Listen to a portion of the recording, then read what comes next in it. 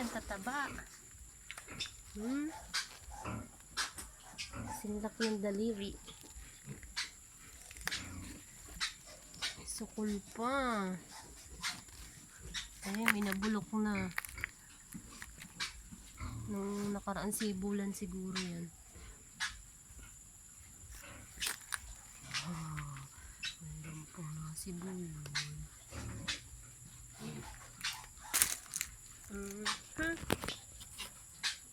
Kala nyo kayo lang may tukoy, ha? Ako din yan, eh. Ang dami yan, eh. Oh, yun pa, hanggang doon sa labas. Sa loob ng piggery. Kala nyo kayo lang may pasibulan, ha? Yung pa, oh. Parang may nadungaw pa doon. Ay, wala. Tcharan! Kala nyo kayo lang may sibulan, ha?